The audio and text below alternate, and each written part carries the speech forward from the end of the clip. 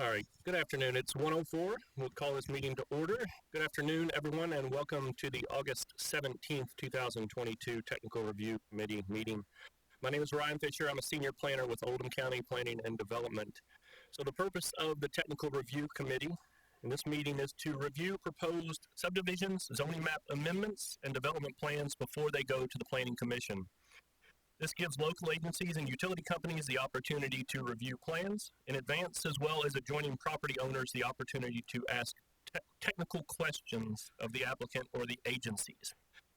So on the agenda today, we have Under Earth 6000 Hounds Lane with a zoning map amendment. So at this time, we're going to ask the applicant or the representative to come forward and give a brief overview of the application. Good afternoon.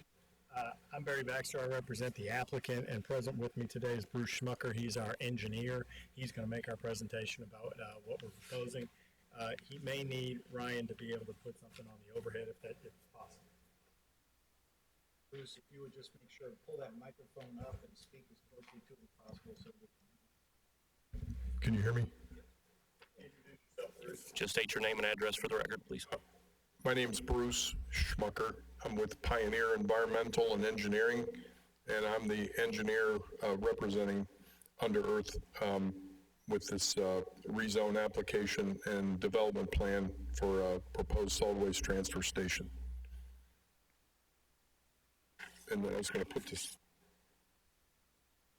you know how this needs to be oriented?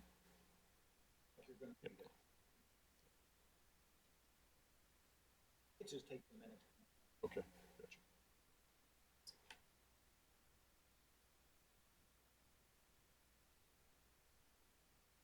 This is sheet 3 of the plan set that was submitted. This provides an aerial photograph of the current lighter property holdings, of which the proposed solid waste district is in the middle of the plan. That's got the meets and bounds around the proposed district boundary. See where you're talking about it? Okay. I'm gonna get my glasses off.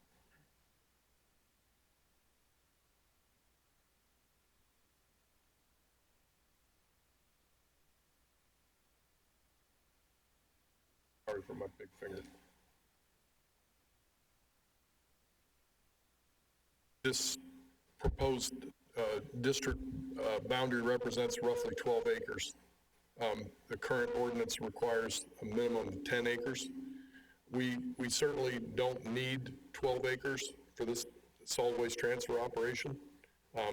So if, the folks here in the county would like this to be a smaller district, smaller than 10, we only need 5 acres to run a solid waste transfer station. But in order to comply with the ordinance, we tried to exceed 10 and use existing parcel boundaries, and that's why the odd shape of the district boundaries.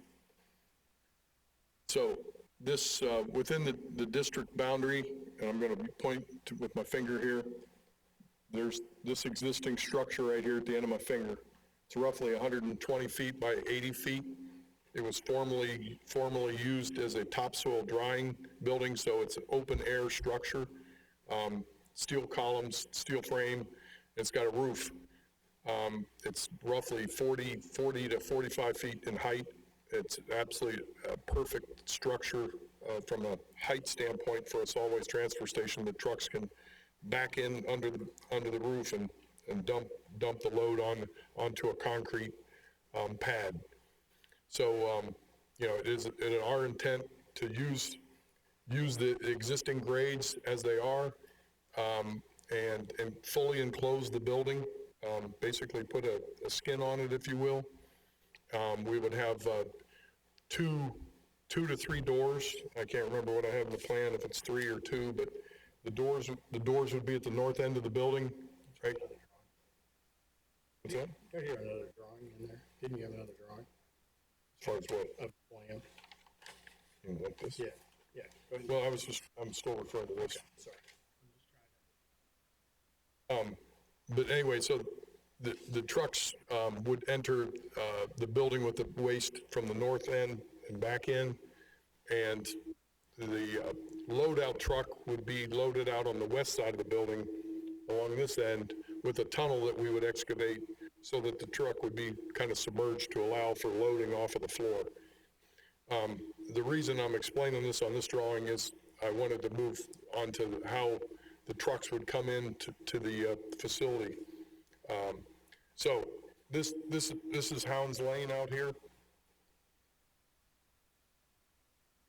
This is an existing drive that used to be the old quarry entrance right along here, which we're planning to use that paved road to enter up here to roadways that we're going to install. And if you refer to site plan 4 in your plan set,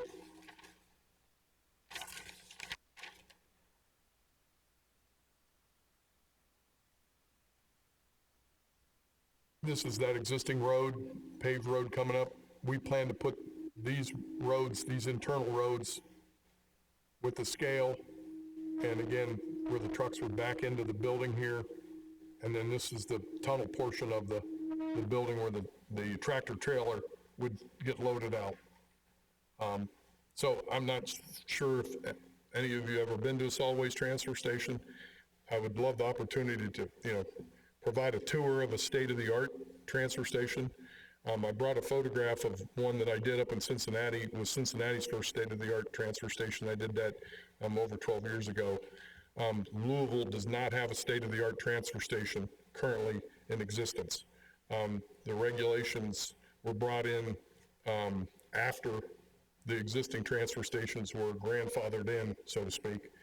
So Louisville and the surrounding areas do not have a state-of-the-art transfer station. So this transfer station would have be state-of-the-art. Everything would be fully enclosed. The operations fully inside the building.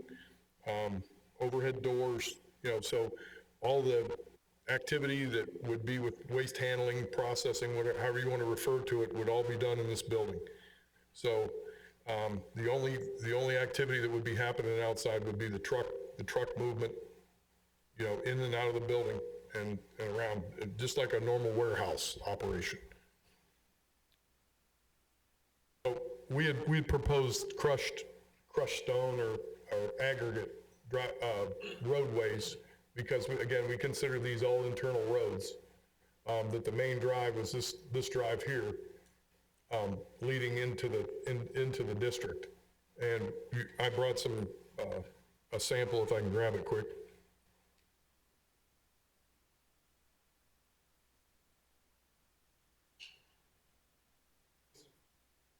This is kind of a sample of what we were planning to put down, like a crushed stone or crushed limestone. It's very coarse, it's very permeable, and it also allows us to help keep the truck speeds down on the property, as opposed to a paved surface where people can maybe get more speed up. So this was what we were planning to use as far as, our on-site parking areas and internal driveways. We are anticipating about 200 tons a day of trash to come into the facility. This building is designed to handle way more than that, but we, just as a first estimate, we're estimating about 28 to 31 trucks of loaded waste coming in each day over a 11 to 12 hour operating day, and roughly 9 tractor trailers that would be exiting the facility loaded to go out. And that's, right now based on the current market conditions and what our operator has estimated based on his current accounts.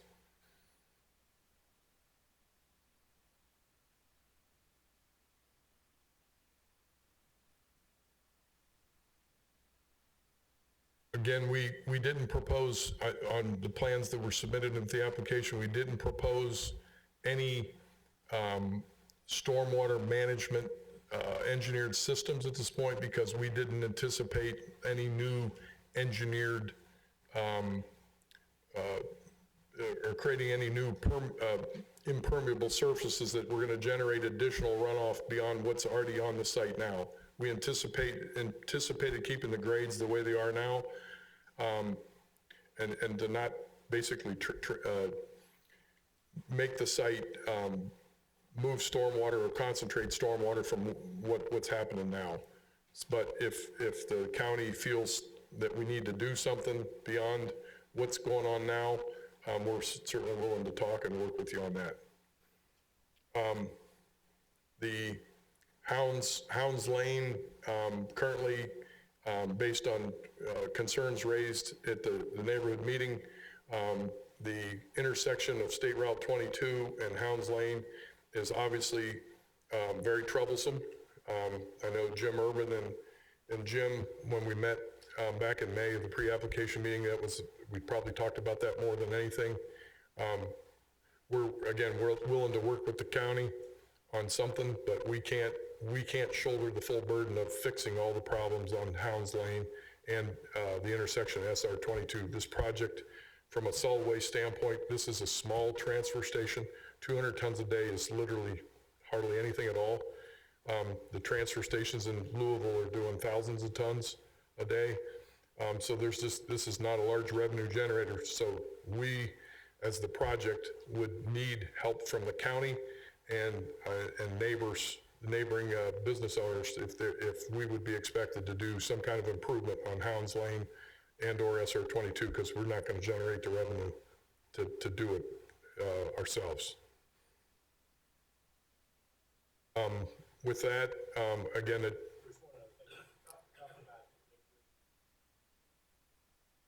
okay. So again, this is a site plan for a rezoned development plan. We have a lot more engineering to do with regard to the building itself.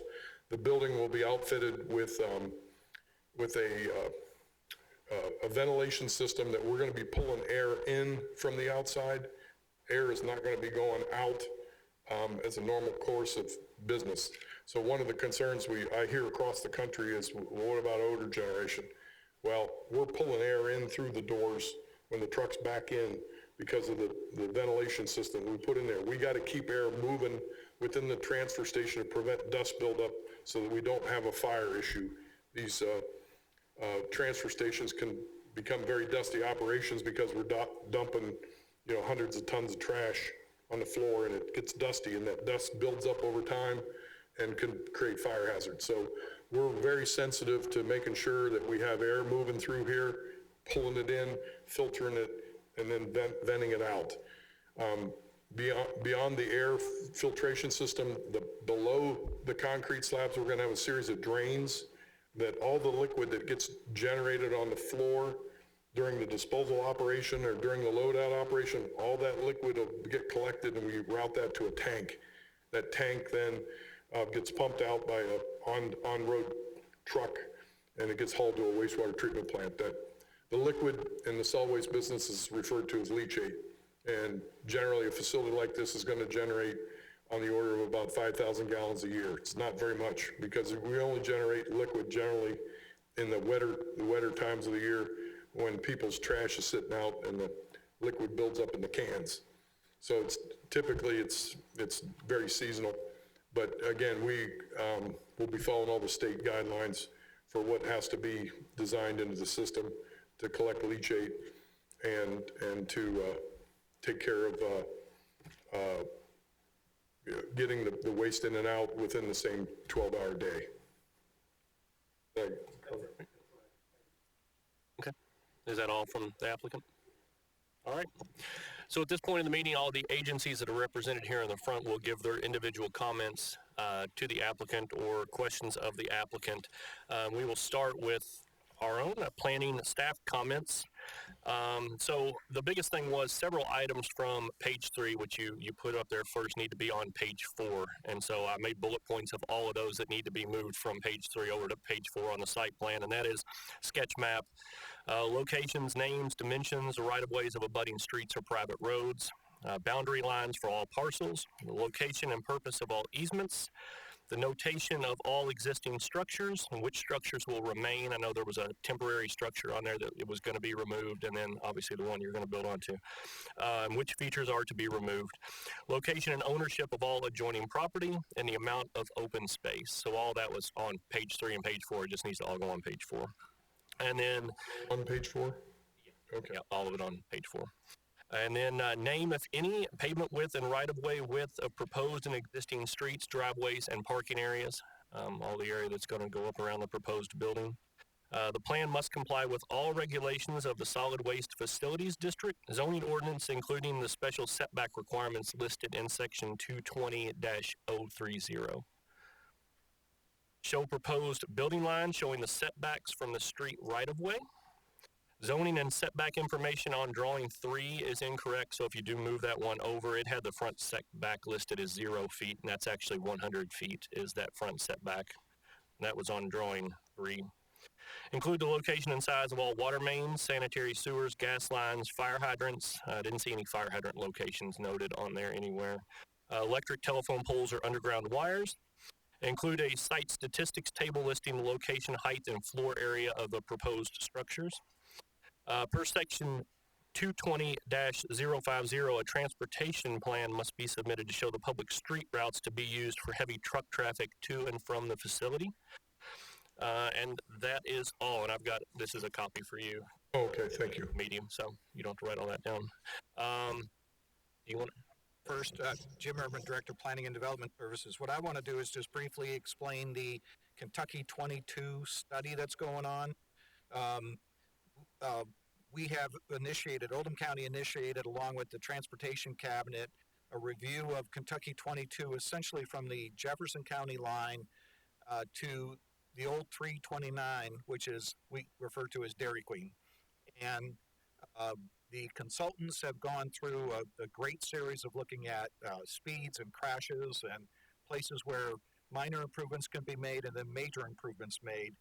And that study is close to being completed, but it's not yet.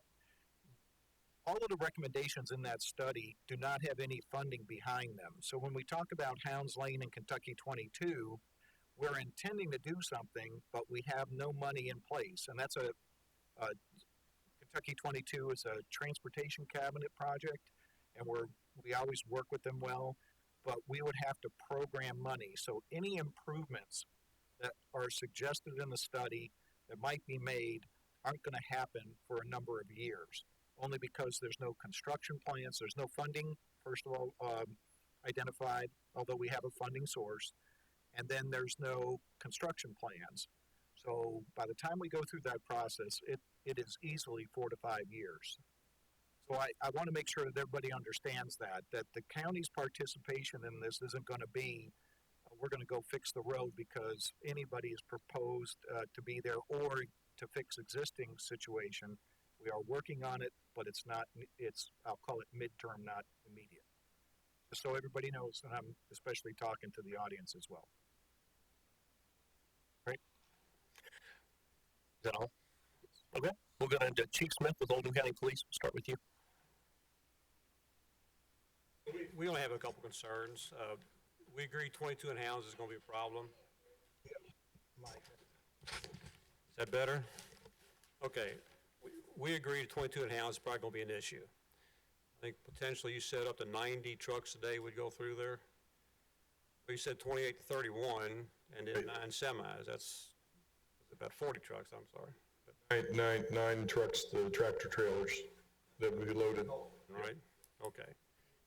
They're slow moving pulling out on 22, and the visibility is not real great in that intersection. So we would have a concern about that. The other question I have is, what's the final destination for the trash? The loaded trailers would end up at a solid waste landfill located in southern Indiana. So you wouldn't be coming through Oldham County the semis, wouldn't? Yes, sir. Our issue would be in traffic and the intersection.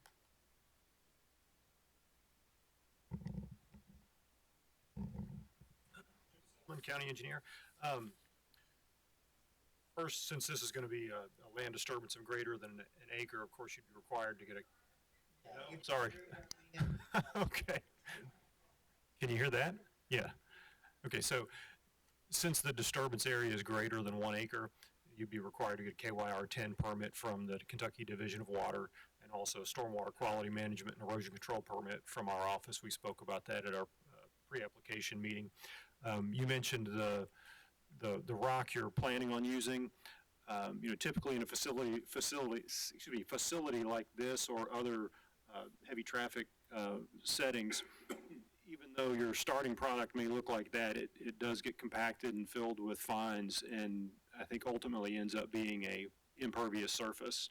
And so that's why in the end, I'm looking at this as, between 1.5 and 2 acres of impervious surface, which would require the stormwater detention be addressed in accordance with our ordinance.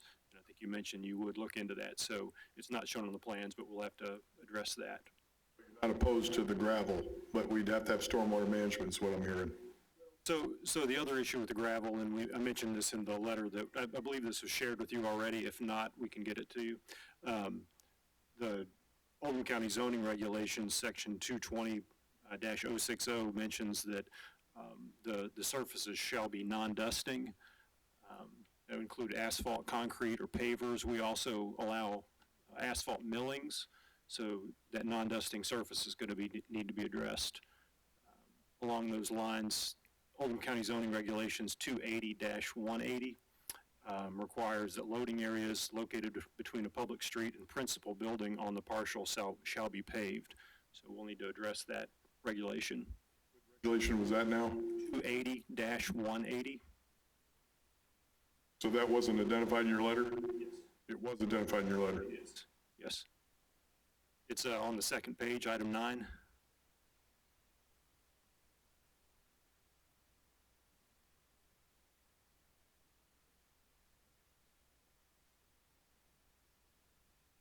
Okay, so after we get from the building, the parking area can be gravel, that area. Some non-dusting surface. Ordinance allows for gravel. It's in your ordinance. Calls for non-dusting surface also, so we're Specifically calls out gravel as an option. I have to work that out. If it says two things, again, I don't think we can resolve that right now. I'm just trying to clarify because I got to revise these drawings, right? So I don't want to not hit the target. Correct.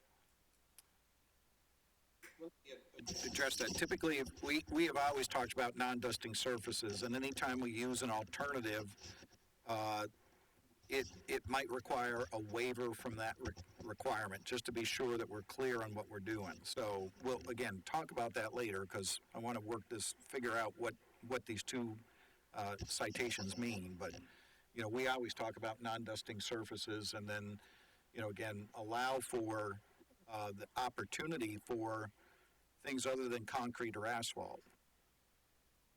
But it may require a waiver. Sure. So in the letter we also mentioned that like the blue line streams and other jurisdictional waters need to be indicated on the plans, and there are some requirements indicated for the detention basin or retention design, including the outlet being 15 feet from the property line, and the prohibition of trees within the 100-year water surface elevation of the detention basin. And then also that basin would need to be encompassed by an easement to allow future maintenance or other issues. Like Chief Smith mentioned, traffic's obviously a concern. Jim mentioned the study at Kentucky 22 and Hounds Lane, and the fact that while that's being looked at, there's no construction funding currently reserved for that. Similarly, the road itself, Hounds Lane, while it may be of adequate width and strength for the most part, during storm events, there's drainage issues that the county recognizes and need to be addressed. And again, we understand those, but to date we don't have a funding source or a project specifically called out for that. I think in the letter I'd asked about the traffic actual counts. You provided those. The only other item would be and I'll just read this. In accordance with the Oldham County zoning regulations, section 220-050, a transportation plan shall be submitted. This section also requires heavy truck traffic not pose a hazard to public safety, which may be addressed by obtaining written comment from the appropriate transportation agency, which may give consideration to specific construction measures to be undertaken to address inadequacies of a public street. And then I go on to mention the Hounds Lane issues. Come back to your one comment, the one about the property line, 15 feet from the property line. Yes, sir. Considering the property line the district boundary? That's a good question. I mean, is that the property? Is that a separate property? That's the property being leased for the project. I would think so, because the intent of that is to allow a maintenance area between an adjoining property owner and your drainage outlet. So it's not right on their property and it's hard for you to maintain. So I would, yes. Thank you. I think we're going to be consistent with that the property that you're leasing is its own property, and so there are setback requirements within that boundary that you drew on the overhead. So that will be as if it's his own parcel. Okay.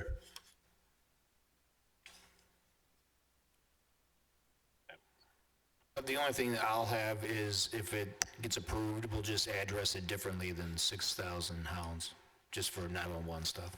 But that's it. Appreciate that. That was going to be one of our questions, how we're going to deal with that.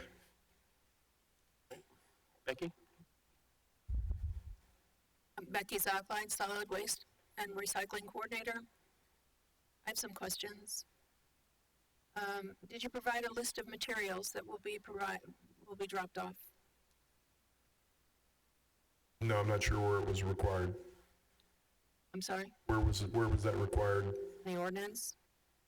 Okay. Did you want it on a plan sheet or in a narrative, or what's your expectation? Well, my expectation beyond that is how to prevent the drop-off of hazardous materials. What guards will you put up for, how will you guard against hazardous materials? Certainly. And that's the commonplace in the solid waste industry, that we're constantly screening to make sure that hazardous materials are not getting put in the waste stream and taken to the landfill. So this is a commonplace thing for us in the solid waste industry to handle. And since most of the residential solid waste, the MSW in Oldham County is taken to Valley View landfill, where will your MSW come from? We have our operator that would be leasing the land from Under Earth has several accounts in Oldham County. And certainly we could provide the list of those communities and whatnot that are being serviced by the proposed operator.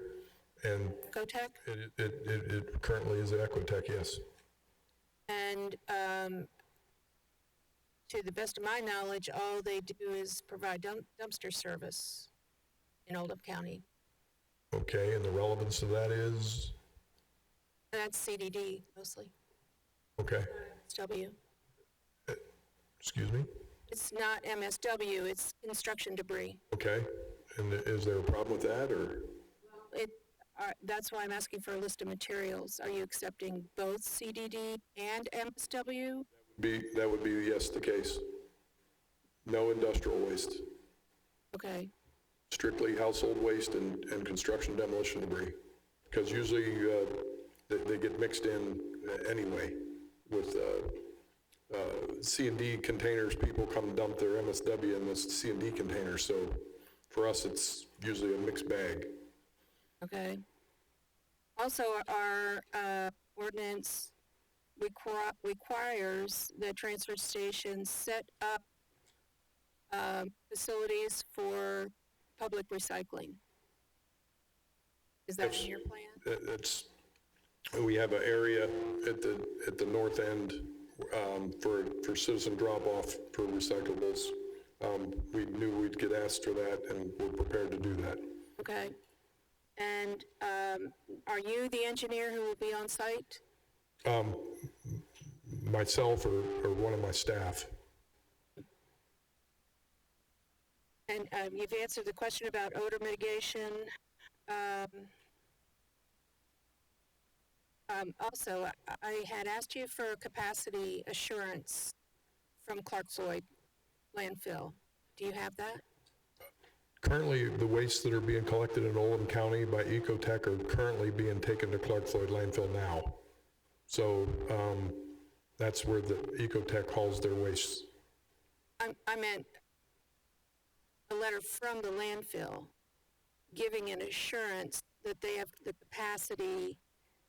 What's their extended capacity? How many years capacity do they see in the future? You need a letter from the landfill stating how many years of remaining life the landfill has. Is that's what you're looking for? Okay.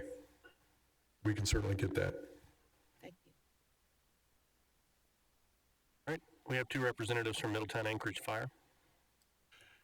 Yeah, hi, I'm Steve Hansen, Fire Marshal, Anchorage Middletown Fire. We're going to be the responding fire department in that area. Just a couple of quick questions. What do you anticipate the staffing level on a daily basis to be over there? Generally, it would be on the order of 3 to 4 people on average, not counting the engineer, but operating folks. 5 days a week, did you say? 5.5 days a week. And what type of moving equipment are you using to push this stuff around with? Be using like a 960 Caterpillar wheel loader. Diesel? Yes. Do you anticipate any on-site diesel storage for refueling? We were not planning, so So you'll bring have a portable, bringing in a portable, a mobile fueling truck.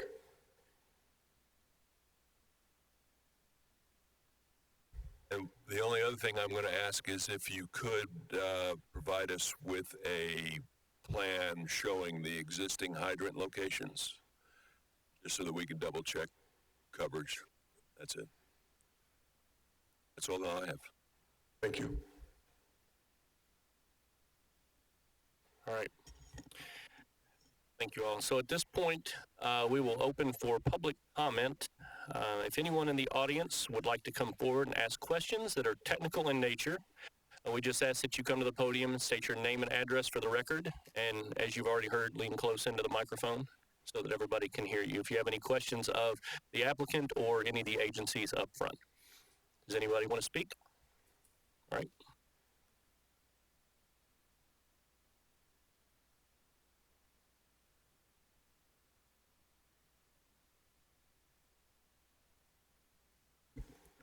Good afternoon, everybody. Thank you for coming and explaining to us a little bit about what this is. My name's Neil Barton.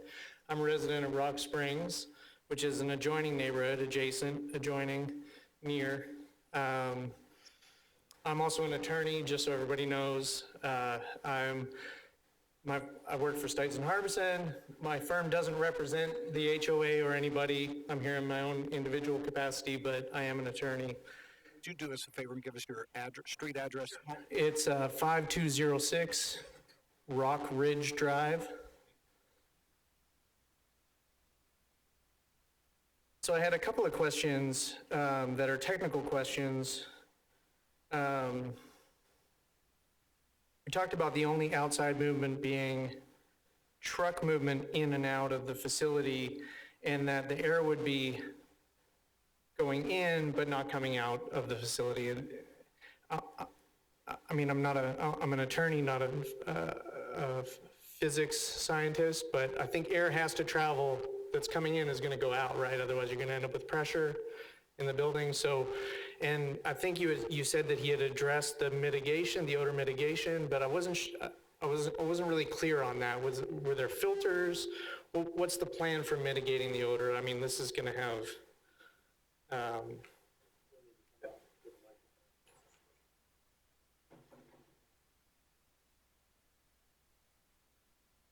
So we pull air in from the outside through a system such as like our furnaces in our house, right? And the furnaces are outfitted with a filtration system, generally speaking, and the air gets filtered before it goes back out. And again, we want to keep the air moving so there's no dust buildup in there to eliminate the fire threat, but at the same time, that air gets filtered. So that's how General Works. What kind of filter are we talking about? We haven't designed to that point yet, because we haven't designed this facility yet. And I'm not sure if does Oldham County have a parts per million within a residential area ordinance or anything like that that prevents, None that I know of, nope. this particular facility is sandwiched between three neighborhoods, right? Glen Oaks, we've got Rock Springs and the Willow Creek neighborhoods that are all very close to this. And I would imagine that this is going to potentially be a nuisance that's going to have to be dealt with. So that would be my main concern, probably as a resident of the facility. As an attorney, my concern is that I haven't heard, this is a rezoning, is that correct? Yes. Okay. Yes. And I haven't heard any comment, maybe this happened, I missed the Monday meeting, but I haven't heard any comment on how this rezoning classification, the current classification is inappropriate, and how the rezone would be appropriate given the nature of this area. So, Answer that, this is technical review. The Planning Commission is the body that would be addressing your question. okay, Next step in this process, if they choose to move forward, is to make an application for the Planning Commission, and then that's where that would be a requirement of their presentation, would be to show how the either current zoning is inappropriate or make justification for the solid waste facility district. okay. Thanks. I know just enough to be dangerous. Thank you. All right, so you mentioned that, and I wrote your name down, but I'm sorry, was it Mr. Schmucker? Mr. Schmucker, you mentioned that it was the question of guarding against hazardous materials coming into the facility. And I think you gave sort of a general answer, and I'm going to paraphrase that it's common. That's something you commonly do I would like specifics on what you plan on doing to, like, what are those screening methods? What are those mechanisms? What do you have in place or plan to have in place to prevent hazardous materials from coming into this facility?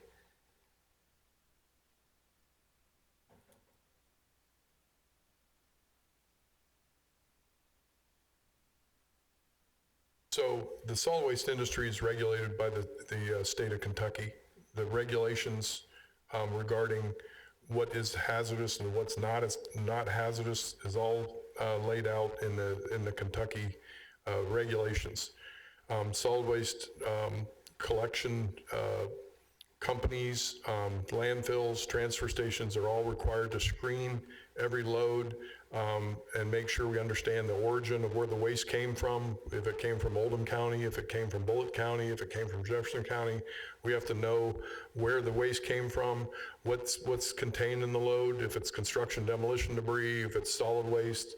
And when the load gets dumped on the floor, the load gets reviewed by the operations folks to make sure that the contents of the loads are acceptable materials that are, classified as solid waste. So we are very, very protective because there's huge fines involved if solid waste companies are caught transporting hazardous waste or disposing of hazardous waste. We are not regulated to do so, so we take all precautions to make sure every load's screened. I think it's every 10th load, we have to do a kind of an audit on it to make sure that that there is no unacceptable materials being accepted.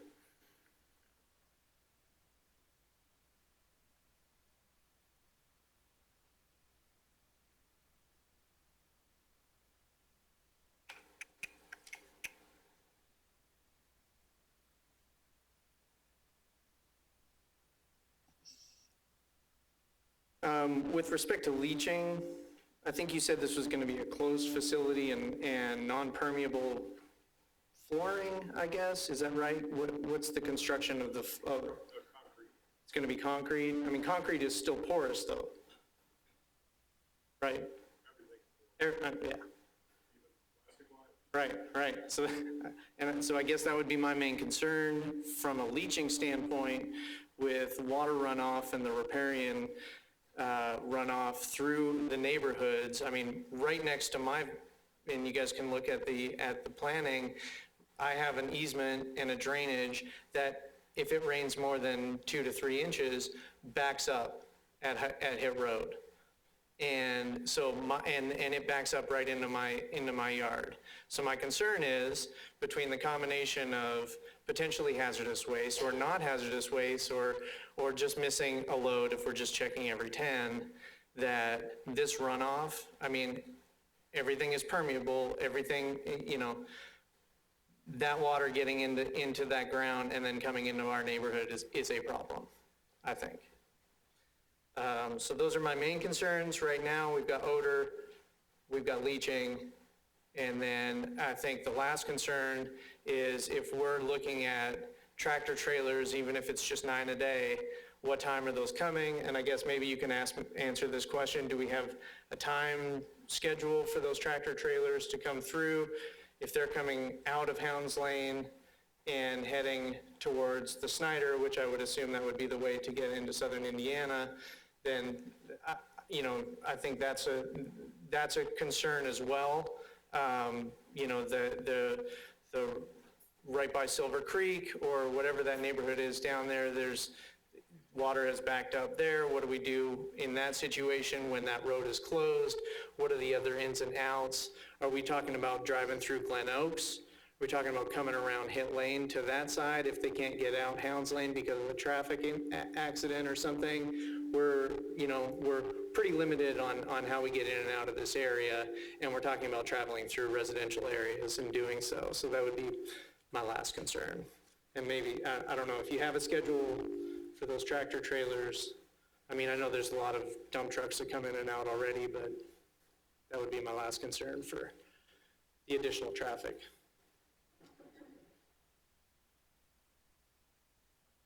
The first tractor trailer would be going out as soon as the facility opened in the morning, at 5 o'clock in the morning. So the first tractor trailer would be going out immediately. Obviously, we can't ship tractor trailers to landfills that are closed. So the landfill has to be open and it has to be available to receive waste. So the last load, the last tractor trailer is going to have to be out of the facility by like 3 or 3:30 in order to make the landfill before it starts putting its daily cover on for the day. As far as the in-between loads, that's a function of how much waste is received over what period of time. We're only legally allowed to haul 80,000 pound gross loads. So as soon as we got a load full, that would be when the tractor trailer would go out. So it's going to be hard to predict a routine schedule because there's going to be hours at a time where there's no collection trucks coming in. And then there's going to be times where, 3 to 5 trucks might come in an hour, depending on, delays, traffic delays and whatnot. So there's a lot of factors that are beyond our control as to how waste is received and the timing thereof. But once the tractor trailer is full, that's when it goes out. With regard to this leaching concern, concrete is porous, yes. Everything holds water. There's nothing that's totally impermeable. But we're only talking about 3,000 to 5,000 gallons a year. There's no driving head behind it. State-of-the-art landfills across the country are using concrete floors with leachate collection systems that collect the leachate. That's how it's done all across the country. So I don't consider the leaching to be an environmental issue to transfer station. While you're up there, would you clarify what your hours of operation are? We haven't defined them yet. But you just mentioned 5 a.m. I threw that out as an example because we're gonna have to agree to operating hours with the planning and zoning, are we not? I didn't know if we had to now or not because I haven't discussed it with Ecotech or the landowner yet on what his trucking schedules are. We got to integrate with his trucking schedules too. I think it's going to be critically important for the neighbors to understand what the hours are, because when you said 5 a.m., I saw every face in here go sour on you. That I threw that as an example. If operating hours are required now, I need to get with my client, we need to figure that out. certainly for the planning commission, right? I knew that. While you're up there, he asked a question of the county about particulate matter. And do you know, since you put this filtration system in, does it require a Division of Air Quality permit? No, sir. I've never had to get an air permit for a transfer station. I didn't think so, but I wanted to clarify that because your question really didn't get answered. We don't have any requirements, but we don't do the air quality requirements. I know anytime that you filter something air-wise, Division of Air Quality is looking at it. So I didn't, and you answered Yes. And, I didn't say it, but, there's obviously a lot of permits that have to be received, like for a facility like this. This board right here is only the start of the process. So there's, and Jim pointed out the one about the water, the 2-acre disturbance permit. I mean, that's just one example. So, we got a bunch of permits to get, and these are highly regulated facilities, so. Excuse me, I have one more thing to add, and this enters into time. Waste material is not to be stored on site for more than 12 hours. Same working day, basically. Right. Is there anyone else? You right back here. State your name and address for the record, please. I'm Bonnie Rogers. I live in the Glen Oaks Mosher neighborhood. I was in address 6302 Zermatt Court, Prospect. 40059. I was on Zermatt, Z-E-R-M-A-T-T Court. We abut, essentially 71 is our backyard. I have several questions, many of which have already been addressed, but the concern I have, there's some winging it up here with regard to some of the technical questions. To your point, Jim, the concern I have as a mother whose kids ride school buses, we need to know and have assurances regarding the time. In the planning meeting on Monday, or the neighborhood meeting, it was told 6:30 to approximately 4:30. That's completely different than what we're hearing today. That's why you saw the faces aghast at that comment. What we were told is, well, we'll finish some of the planning, some of these engineering, once we get that zoning permit done. I think that's backwards, honestly. This is a technical meeting. Those technical questions should have already been lined up as a parent. The other question I have is, where is the bulk of this garbage coming from with regard to, my understanding from the Monday meeting was that the bulk of this garbage was coming from Jefferson County, not Oldham County. So most of our garbage is shipped to Trimble County, I believe. So I would like that on the record as to where the bulk of this garbage is coming from, so that we understand if the bulk of it's coming from Jefferson County, being shipped in to our county, then being shipped out, causing more traffic in our area. That traffic pattern is already currently strained, as we've talked about. It's very dangerous. We have a bus transfer station almost less than 2 miles away, Jefferson County bus transfer station that uses Murphy Lane to get to that transfer station. There are buses coming in and out of Brownsboro multiple times during the day. There was a bus collision not but a couple years ago involving a motor vehicle in that area across from LG&E on Brownsboro. So I'm very concerned regarding that. So where is the bulk of this trash coming from?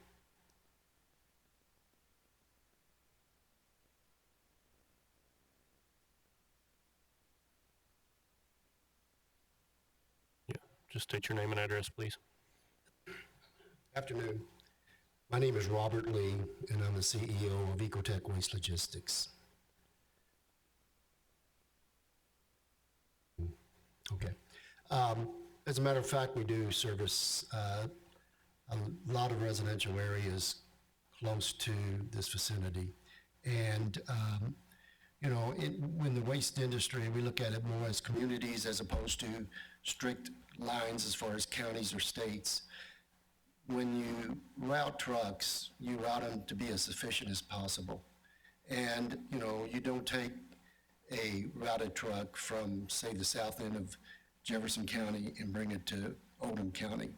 So it would make sense. You could basically run 3 or 4 circles around your service area and determine where it's going for efficiencies and cost analysis and everything else. So, we're talking about material that's in Oldham County, but also in the Jefferson County area, in which I understand abuts Oldham County, probably a mile or so right before the transfer station.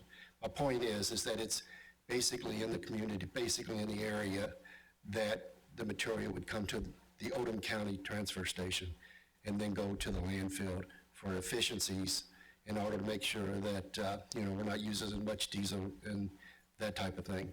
But we do consider Oldham County as our service area, and we do have quite a bit of loads, as Becky said, from Oldham County, especially in the areas of Summers Banks and Heather Ride, which are Fisher homes. We anticipate that we will be doing a substantial amount of residential work in those areas once those houses are built. So is there a radius, if this was the center of a circle or something, is there a radius from this location? Because I didn't hear like a mileage or whatever. I don't have a mileage at this point. I'm just simply trying to explain how the industry looks, and we would work on that. For instance, at the dispatch office, you would have those radiuses you would attempt in order to get those. It's just simply common sense that you would want to get to the closest disposal site as possible. I understand that completely, but I think what the people are looking for is it 1 mile or is it 30 miles? Is it neighborhoods or is it, again, you're right, this is a technical review committee. We thought we were going to get some of those answers, and we're not. And I agree with them. We're not getting those answers. And I'm not prepared to answer especially how many miles it is right now, but we'll surely work on it and determine what it is. I didn't anticipate that the question would be that specific. So could you give a percentage of trash that you may expect would come out of Jefferson County versus Oldham?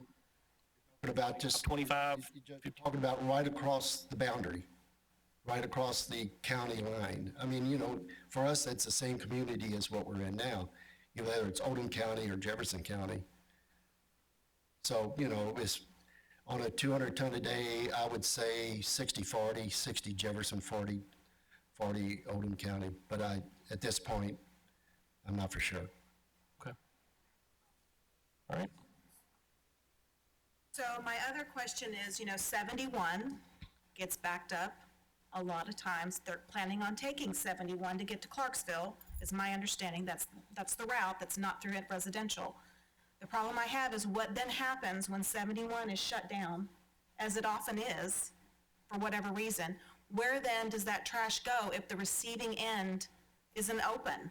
So where are they going to store that trash? Is it going to be brought back to the transfer station and sit? My understanding is it's 12 hours max.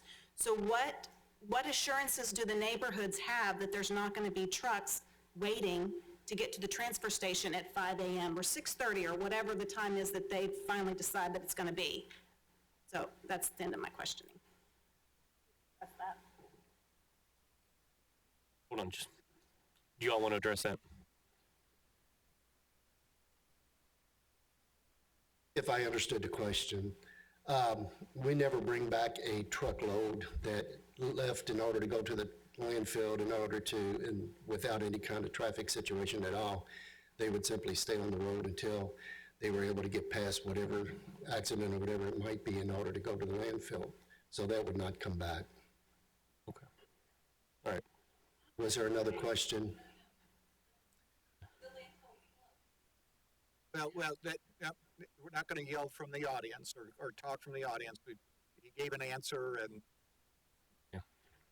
the other piece. If you want to ask a follow-up question, you can come up here in turn. But piece, I think if I recall what the question was, is that as far as routing goes and when would the loads get to the transfer station, the majority of the loads are going to be Ecotech waste logistic loads. And we control the route, we control the driver, we control the truck. So we would be able to determine just when the truck and the route would be going to the transfer station or going away from the transfer station. You know, when we determine exactly what the time is as far as start and finish, then that would, of course, be relayed to the dispatch, to the management of Ecotech, and they would know when they could or cannot come to the transfer station. Yeah. Thank you. I have another question. Mm-hmm. What is your tonnage out of Jefferson and Oldham County combined? I can't answer that at this point. For the audience to ask the questions, not us. Okay, Unless, all right. unless it's related to Well, what okay. matter it is, right? I don't know that answer. Right.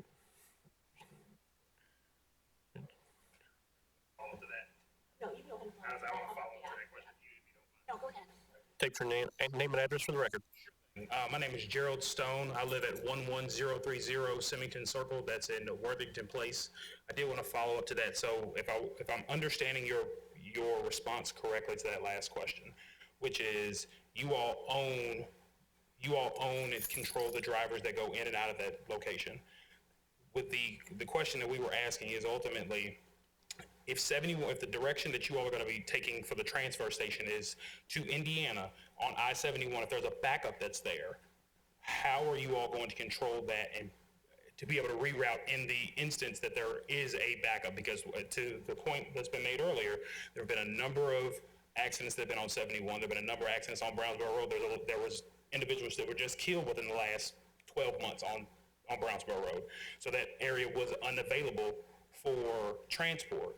So how are you all going to control that and ultimately provide an adequate space for the transfer of this waste and for it to not come back to the plant? That's what I'm trying to. I think that's what we're trying to get an understanding on.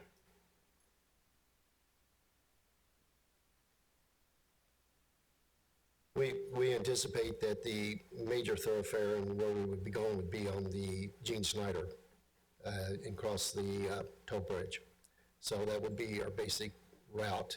I don't want to say I'll never get on 71, but that would not be the preferable route. Yeah. Hold on. Okay. Go ahead. About this as well. So, Name and address for the record. Kimberly Weaver. I live at 11317 DM Drive. My home adjoins this property, so I was notified on August 10th that my answer needed to be in writing or, received by August 10th. So this is my chance actually to just kind of ask some of the questions. I know I've written Ryan personally about some of my concerns. Mine, as a follow-up to how the trash is stored and everything, this 12-hour window, it's, are these going to be, the engineer had said at the meeting that these trucks and these trailers, they're not clean, they're not sanitized, they dump trash, they come and they sit. If there's not going to be an odor emanate from that, directly behind my home, several empty trailers that have just dumped a bunch of trash. Will it not bring what I'm understanding to be called vectors, mice, rodents, flocks of birds, to an already struggling area? So I apologize, my voice is shaky. I don't usually talk very much, but we kind of felt intimidated off the bat, so you'll have to bear with me here. And just for the record, and to Mr. Baxter's credit, you kind of feel a little bit intimidated when you get a letter from Barry Baxter if you live in Oldham County, and so that's where we are now. My child has sensory processing disorder, loud noises, abrupt noises. These are things we deal with in our home on a daily basis. Just make sure any of your comments or questions are technical in nature for him, please. The technical question I have is this aggregate, the trucks that are going to be running behind my home, what is going to be done, or can anything be done to mitigate noise, to mitigate dust, that will eventually, the aggregate will break down, and, my husband has asthma, my child has asthma. And if there's no rule about air quality, you know, what kind of filters they use, how this air is filtered out, you know, then what is the safety to my family? That's my question. Right? Y'all wanna?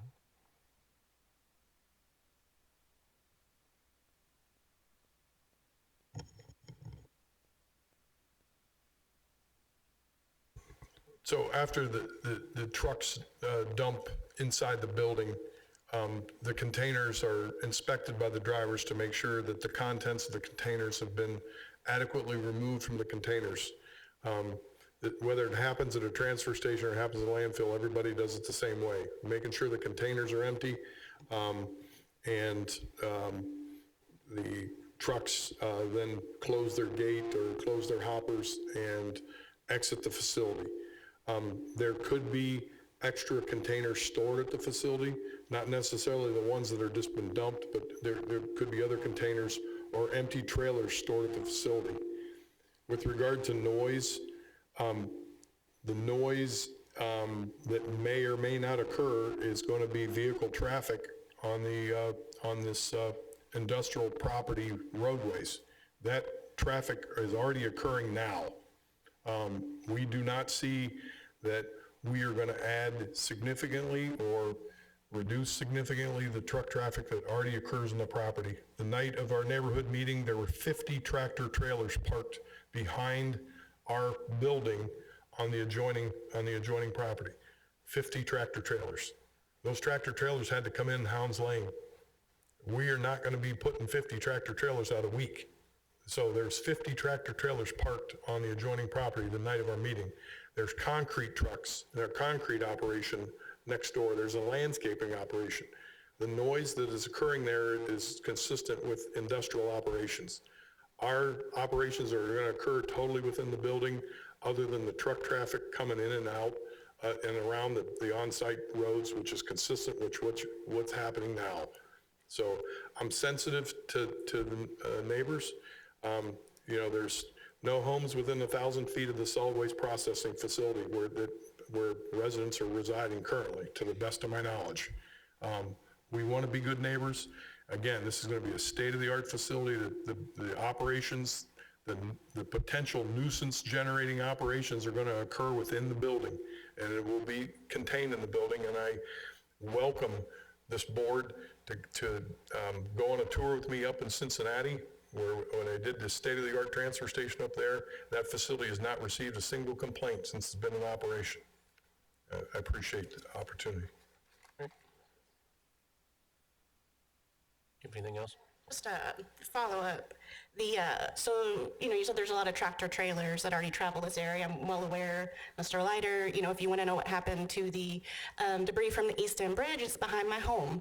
They formed a mountain behind my home, so that's where it is. There's not a road in existence within so many feet of my house right now. There will be.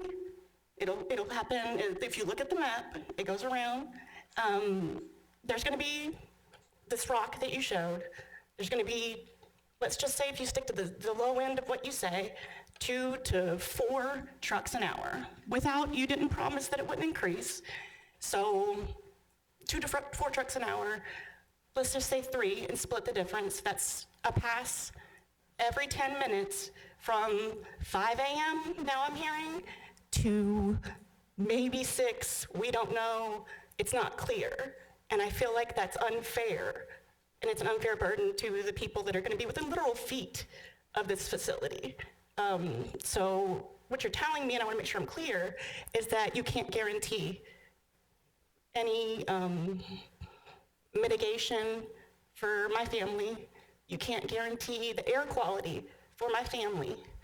And I just want to be clear, and I want that to be on the record, because I want to know what kind of compensation would be made available to families that have to, you know, increase asthma medication, that have to get increased services for their children because they're right there.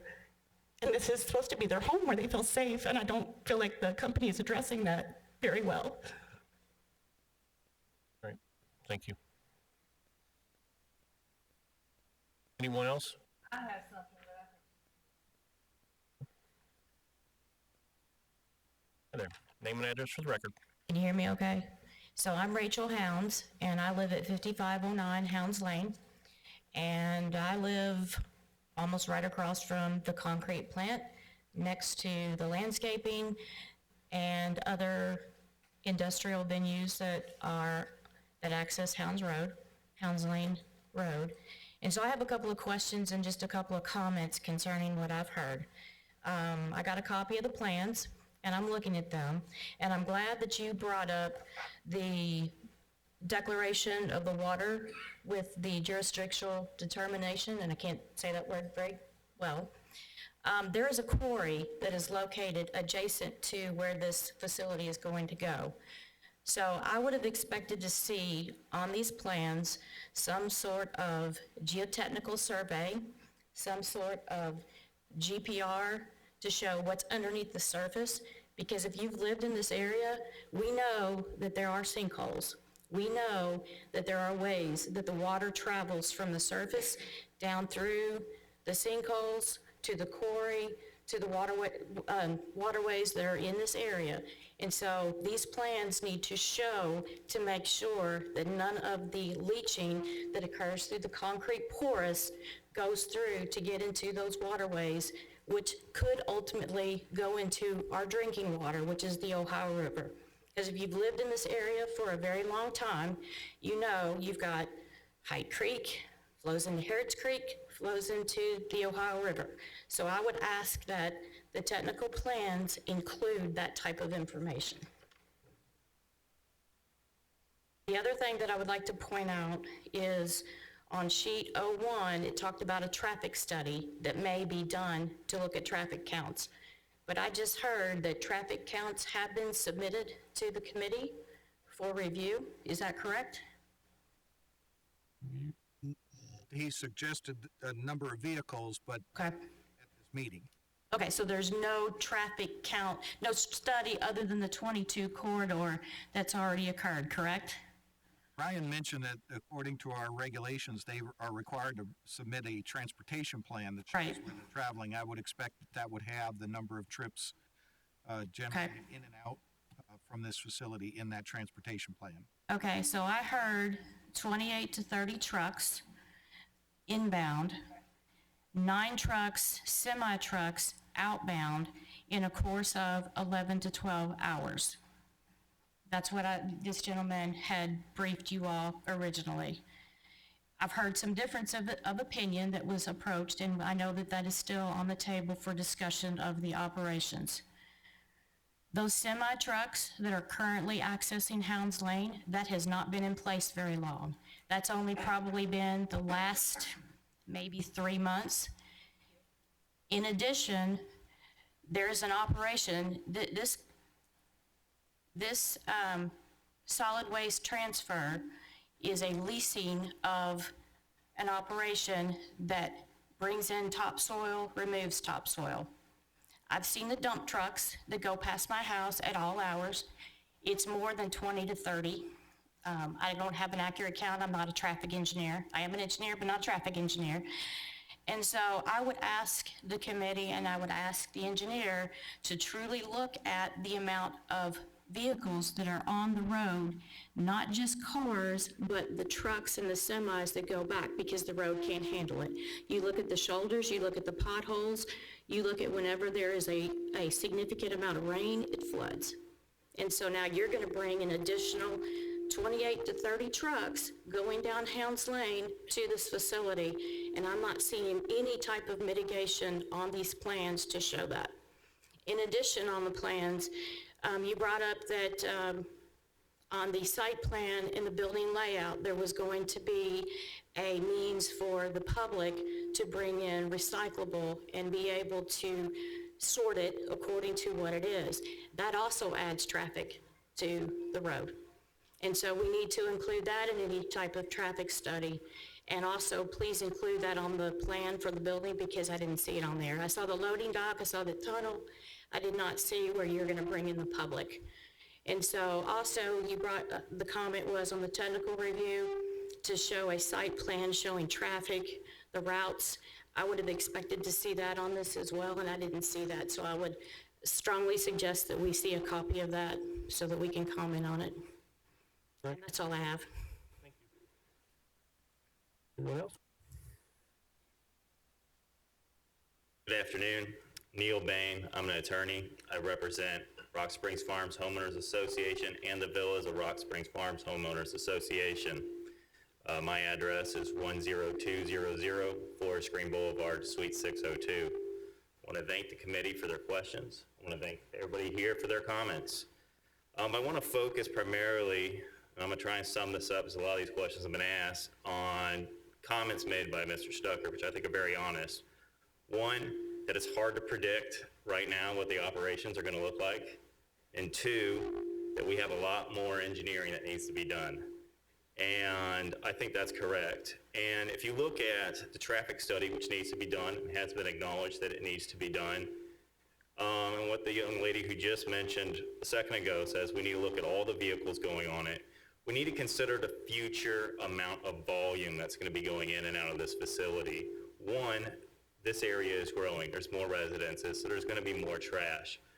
Two, we don't have a commitment of what the volume is. We do have a statement today that this is proposed at a low-level status, but we know that they're only going to need 5 acres. They're going to have 12. That allows for expansion. We need to know what the maximum volume of vehicles are that can go on this road. Hans Ring needs to be checked to see if it can handle the maximum volume of trucks. The intersection at Bowersville needs to be determined, can it handle the volume, not the minimum, the maximum. And I understand there's maximum and real maximums, but those things need to be considered, and I hope this committee considers those. And I understand that you don't have those numbers today. The other thing is, if you look directly to the ordinance, it requires that the county consider water pollution, air pollution, noise pollution, rodent infestation, and other hazards. Now, I'm not going to go into any major technical detail right now because there's no plans done to this. Now, what I want to point out, and has been pointed out previously, that this is not a currently zoned solid waste facility. This is for a rezone. That's going to require much more detail when they provide these information. So I do hope the board continues to push that they provide very specific detail of how they're going to control the water pollution, how they're going to control the air pollution, how they're going to control the noise pollution and rodents. Now, I understand they promise it. I understand they want to take you on a tour of another facility.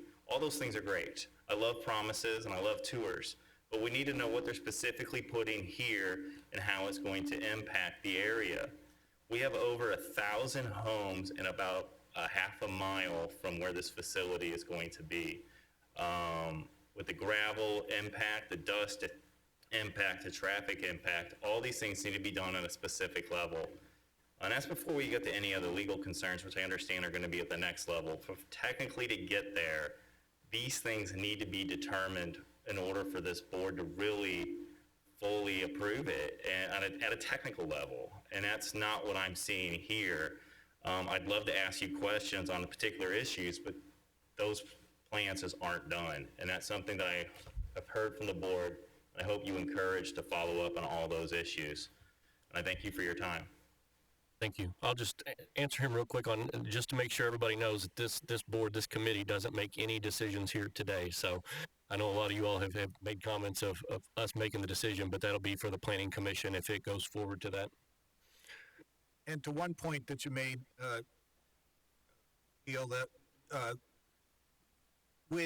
if this were to go to the planning commission and the planning commission makes a recommendation to the fiscal court on a zoning map amendment, that's one part. The other part is that the planning commission would review the development plan.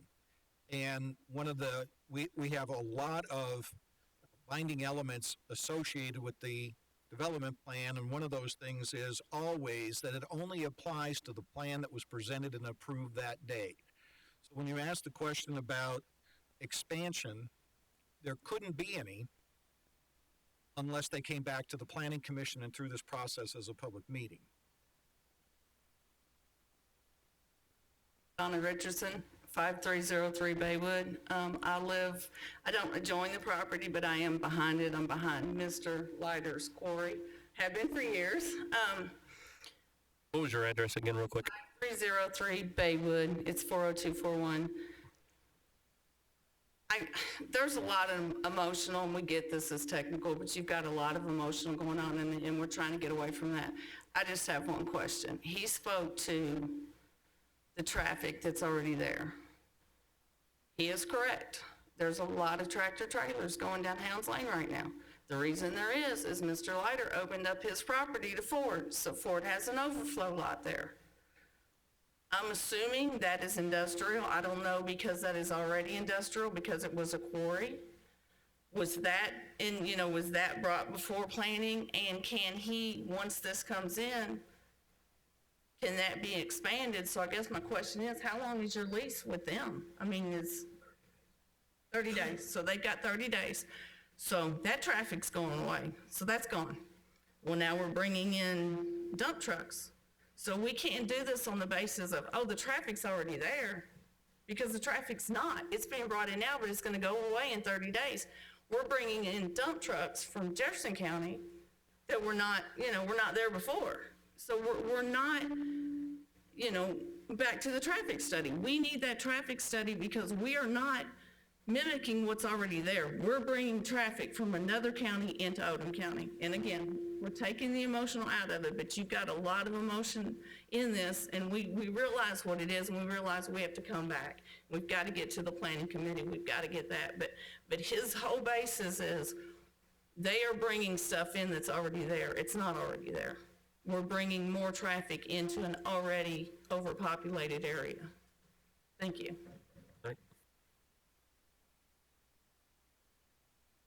And I would just bring to the attention with regard to the traffic study that this is the letter from Jim Silman with the comments to us, where he documents the traffic counts from the online, the interactive online traffic count maps.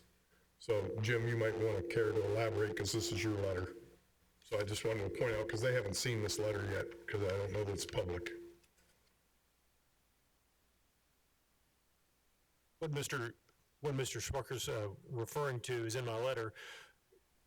When we go through this process, I always look at the KYTC interactive traffic maps online. They have counts on various roads, and so we can pull data from there and see what is how these areas fit in with regards to our current regulations. And so in that research, we found that on Hit Lane nearby, there were 1,182 vehicles for the AADT, that's the annual average daily traffic. And then on Hounds Lane, so 1,182 AADT, annual average daily traffic on Hit Lane, and that was measured in 2018, 1,454 vehicles per day on Hounds Lane in 2021. So, but that's just a measure of what's there and what's in existence. But that doesn't address the requirement for a transportation plan. That's correct. That just provides data of existing traffic.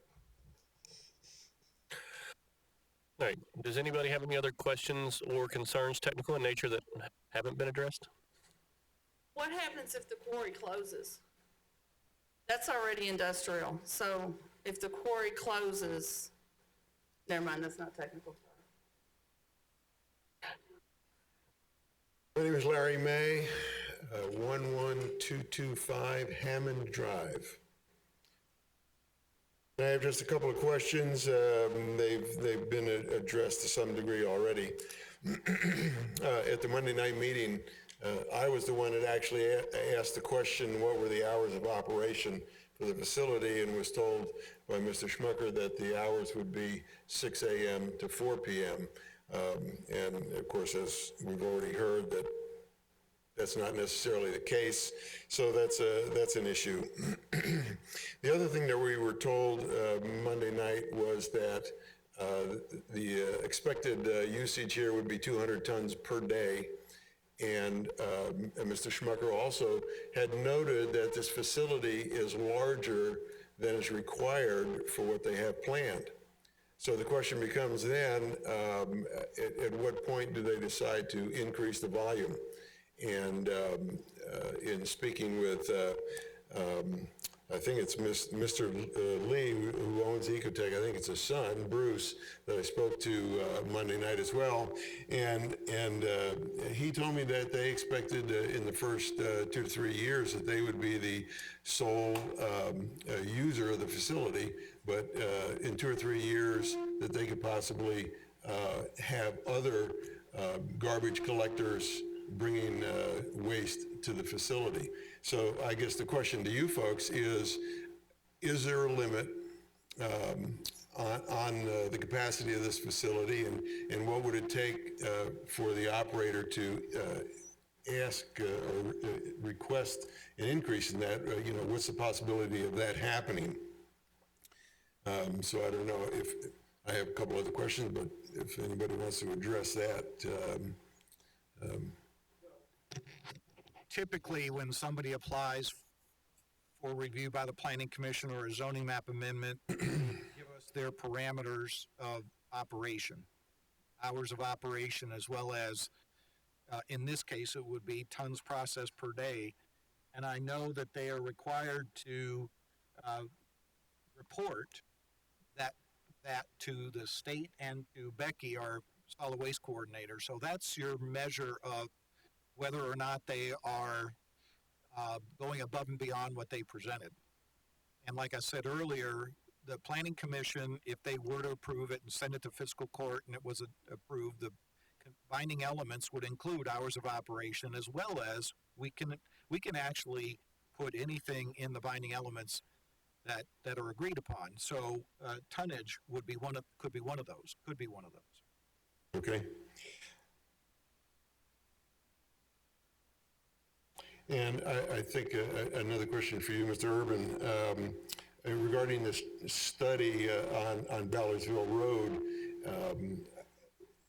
I guess my question is, what's anticipated in that study? How would the road be redeveloped, expanded? Would it become 3 lanes or 4 lanes? What's the anticipated?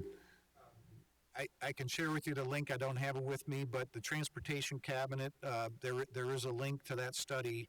And at this point, it's not been determined exactly what we're going to do because the range of what could be done is widen all the way from the Jefferson County line to the Dairy Queen. But we know that is an expensive project that can't be done all at once. So then the question is, are we going to do specific location improvements? And we haven't prioritized that yet, but we all know that Clore Lane in 22, Hounds Lane in 22, Orchard Grass in 22, Central Avenue in 22 are all key locations that need improvement. And in relation to Hounds Lane, again, none of this is finalized yet. We're getting close to being done with it. There are turning lanes coming out of Hounds Lane, and it would be on 22, right turn and left turn turning lanes added to that intersection. Okay. And I think you had mentioned earlier that process, it could be 4 or 5 years before it even begins. Realistically, to identify funding, to do construction plans, to buy right-of-way, move utilities, and put it out for bid and get construction is at least a 4-year process. Right. And when I say 4 or 5, all of these projects take longer. And that's a study that's been in process prior to this proposal even. So it's recognized that there is a traffic problem on Ballardsville Road. And I would note, somebody talked about, problems with 71, and there's been so much growth in this area of Oldham and Jefferson County that the traffic has increased exponentially over recent years. And occasionally, there's been an accident on 71 where the entire direction on the highway has been stopped completely. And so what they do is they redirect the traffic up Ballardsville Road. And the traffic, with the already busy traffic that we have on there, you add all the interstate traffic, and then it's a nightmare. You know, I live in the Villas of Rock Springs. There's a traffic light that we use to get out right there. It's at Murphy Lane. The residents in Willow Creek, their main entrance onto Ballardsville Road, there's no light or anything there. It's impossible for them to get out of the subdivision. So all their cars, they all come through the villas to get over to the traffic light. It's terrible. They can't get out. And and if we're not going to have any improvements to Ballardsville Road for a minimum of 5 years before they even start the improvements, you're probably looking at a 5-year project. The traffic on Ballardsville Road is a nightmare, and that's a huge concern. Then I had a question, I think probably for Ms. Zachlin, since you're the solid waste person. It was told to us Monday night that there in fact was a previous solid waste transfer station on this very property, and that it closed some years ago. I don't know when. Are you aware of that? I'm not. Well, we were told that Monday night. It'd be interested to know the history on that and why it was closed, if it just went out of business or the county had something to do with that closure. So just a question to be interested to know what that answer is. Do you have any answer on the prior use of that? You want?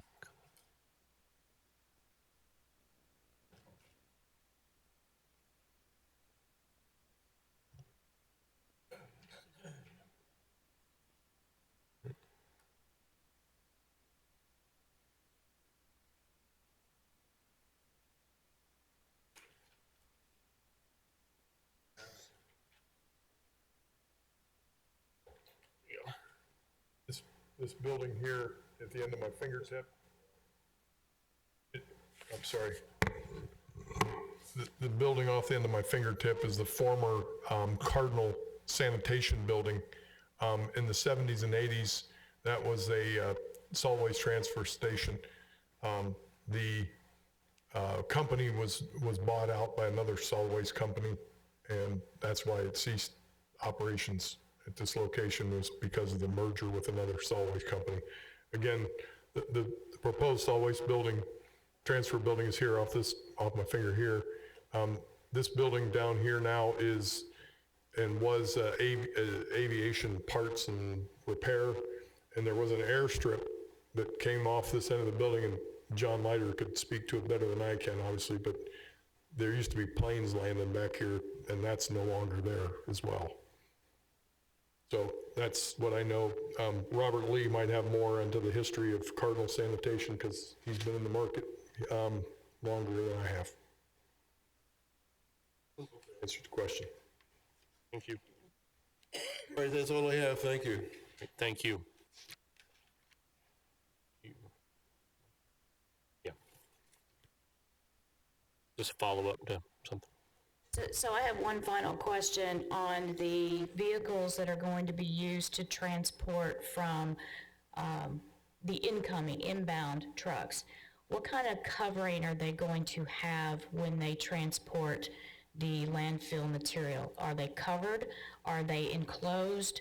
Because if you drive down major road thoroughfares now, or you get behind a landfill transportation vehicle and things start flying off, they build up on the side of the road, what measures do you all have in place for that?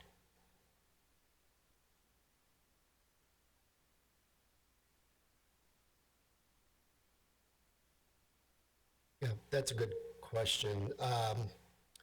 I've heard reference in regards to dump trucks. We do not have dump trucks. We have garbage trucks they're totally enclosed. A body of a residential garbage truck is totally enclosed. It has a hopper in the back, and that's where you throw the trash. The trash is then scooped up by a blade and put into the actual body. The body is contained and sealed, so there's no situation in which it can actually get released from a residential garbage truck or a commercial garbage truck. On the transfer station trailers, prior to the trailer being let loose at the transfer station and the transporting to the landfill, it's a mandatory situation in which they are covered. They are tarped. And we will actually have assistance for the individual, the driver, the operator, in order to make sure that the material is, or that the container is tarped, and there would be actually like a catwalk in order to assist that situation, so that we know that there wouldn't be any leakage, any materials that are coming from the load itself.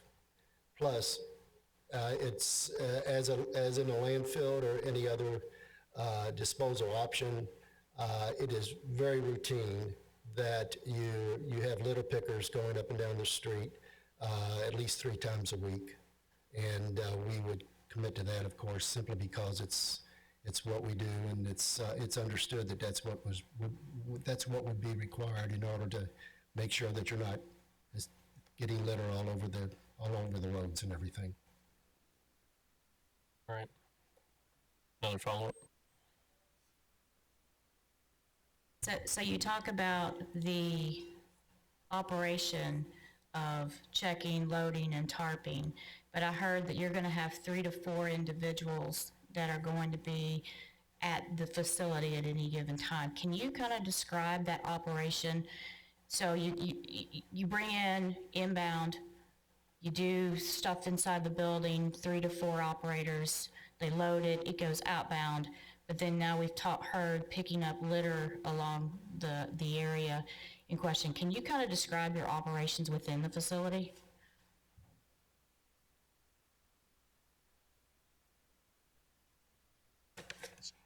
With regard to the 3 or 4 operations personnel that would be involved with the operating of the transfer station, we're going to have a scale house attendant or a scale house clerk that would be weighing in every load, doing the preliminary screening of data and information from each truck driver. Once that information is ascertained and entered into the computer system, the truck would then pull off back into the building, where we're going to have a wheel loader operator that would be responsible for loading out and pushing the waste into trucks. Again, we are not storing solid waste in this facility. This is a transfer station. The material is going to be pushed and loaded into a waiting tractor trailer, where above that tractor trailer there's going to be a readout where he can see immediately how much weight is in that tractor trailer to ensure that we're traveling legal. One of the other folks that will be employed at the facility would be a laborer, and there's many different jobs that laborer is going to have to do: policing for litter, making sure that that things get picked up around the facility, just general labor kind of stuff. And then we'll have like a supervisor. The supervisor will be coordinating the staff at the landfill, and then by your ordinance, me or one of my engineers would be there on site as well. So, but we're not going to be involved in the operation per se. We just have to be at the site. So hopefully that answers the question. All right, any other questions, technical in nature, that haven't been addressed? I do, I have to leave. Oh, okay, go ahead. Real quick. I am also one of the residents that... Name and address for the record. Cheryl Story, Storrie,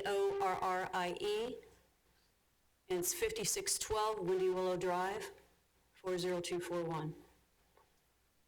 And my property, there's about 10 houses that directly actually butt up to this property line, and there's a drainage. I'm worried about the drainage in the sewage system, and from the original paperwork that I saw, they're using existing tunnels or whatever's down there for drainage and cast off and everything. And my thing is, it's been there for a very long time. It's not up to code. There's been so much industrial going on. that we have enough problem when it rains. It floods the cul-de-sac, it floods my backyard, and then you've got their property going down like this, and you've got our property going down like this. Here's the property line right here. So whatever they do, it's going to be even worse than it was before.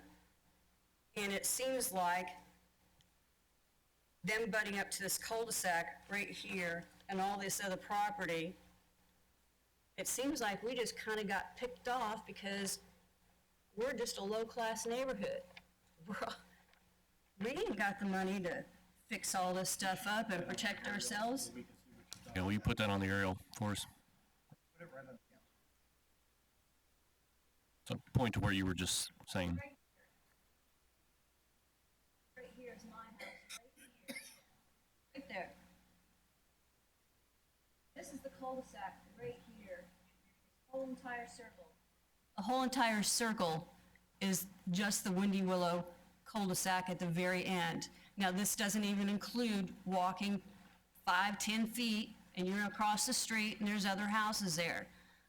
Where the cul-de-sac is at a level to where when it rains really bad in our area.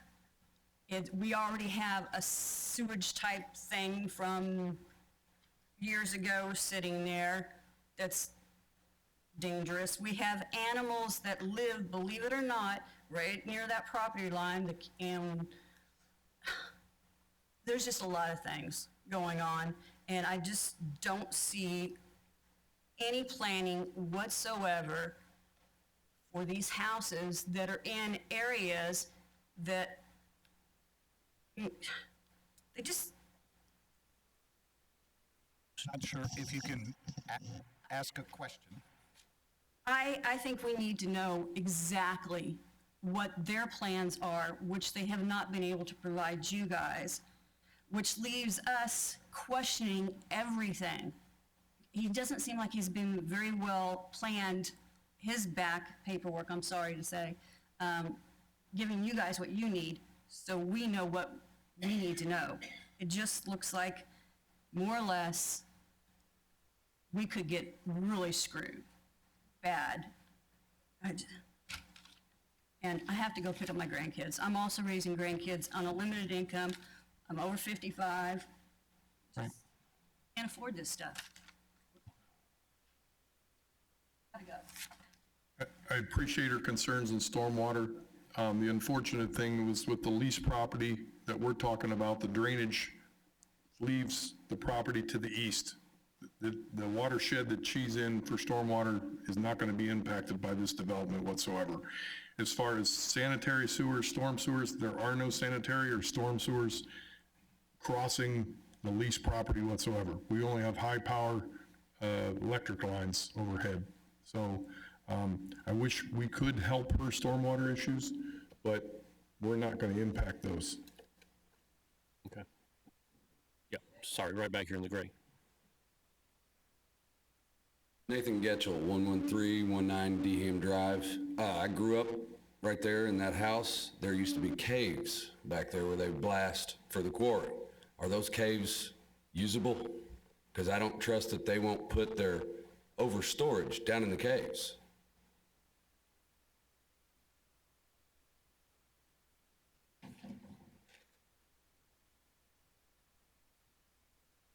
As stated previously, we're anticipating 26 to 31 loaded garbage trucks to come to the facility each day. Those trucks will be loaded out into tractor trailers and hauled to a licensed landfill in southern Indiana, which is also under the control of the Ecotech that's leasing the property.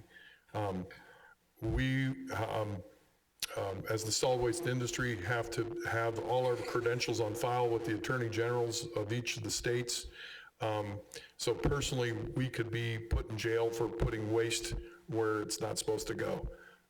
There's too much at stake for the individuals in the solid waste industry to be putting waste in caves or unlicensed facilities. So is there a guarantee or assurance?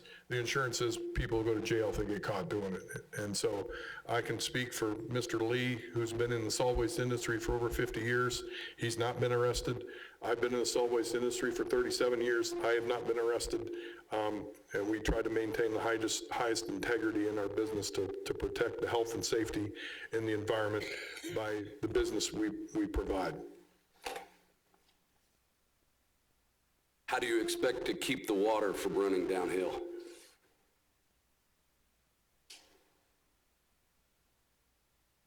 The water is currently running downhill. Well, no kidding. It's currently running down. We're not changing it. We're not stopping it. It's going the same way that it's going now. Okay, and it flows right down into a creek. It runs right down toward the east. It goes, Like I said, we're not changing it. Sir, please don't be confrontational. We're not changing a thing from what's going on now. Right. We'll go here.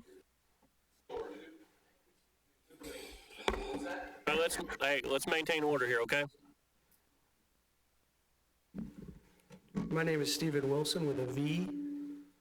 My address is 6517 Park Place, Crestwood, Kentucky 40014. I am an attorney, but I'm here in my capacity as a private citizen. I'll just read from the website of the TRC. For Oldham County, it says, TRC meetings are to allow the applicant, citizens, and TRC members to discuss and comment about the accessibility of necessary services. In this next part, I'll emphasize, and to ensure that all aspects of the development plans adhere to the zoning and subdivision regulations. So I've heard some punting to the Planning Commission. Respectfully, that is inappropriate. This is where that needs to be done. Technical review needs to be technical review. And that includes whether or not this project, this applicant, is complying with the zoning and subdivision regulations. There's something that I'd like to start with, and it has to do with Ordinance 220, which has been brought up before, and being within 1,000 feet of a church or a residence. I believe I heard the applicant say, to our knowledge, it's not done that. I can either show that on this system or on my laptop, whichever you prefer. It may be better on here, but as long as it says internet access. It was up earlier. Happy to put it down here if that's preferred. I'm not sure if the overhead can pick up your Okay. I'll start with what's up here. Let's see if I can get it. And while you're doing that, let me address, there's no punting to the Planning Commission. I explained the process. Okay. I just want to be sure that, we're not deferring every part of the technical review when it comes to zoning, ordinances, and regulations to the Planning Commission. That's really supposed to be done. I will assure you, we are not punting those to the Planning Commission. Thank you. I appreciate that.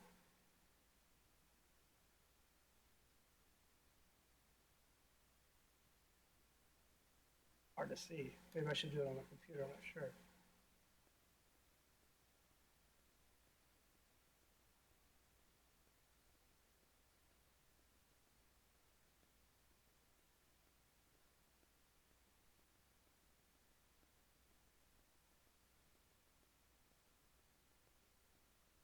You can see there's some existing buildings. That's really a bad light. Can everybody see where I'm at right here?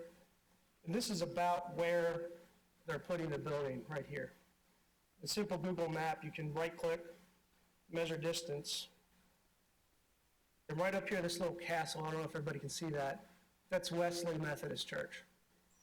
You can see total distance 1255. That's only 255 away.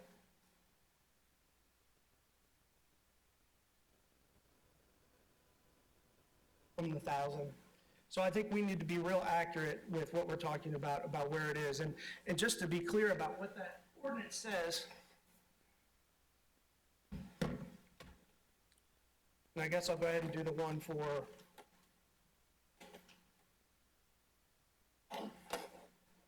Moser Farms as well.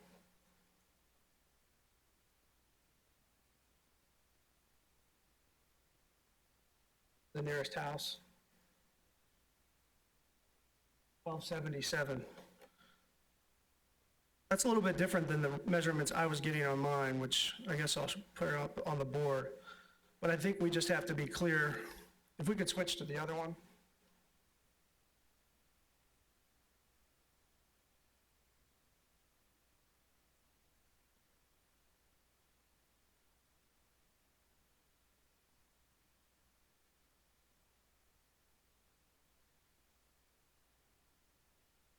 It is going to pick it up.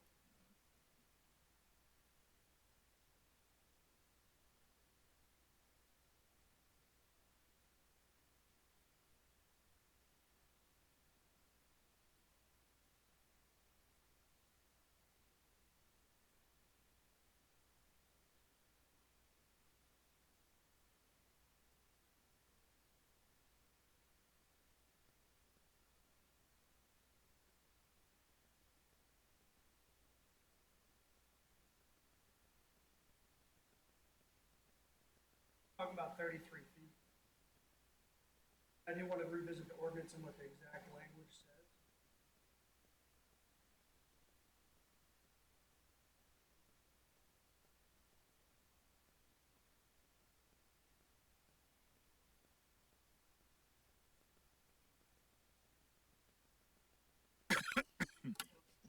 We're real close to that 1,000. We're pushing a boundary, I would say.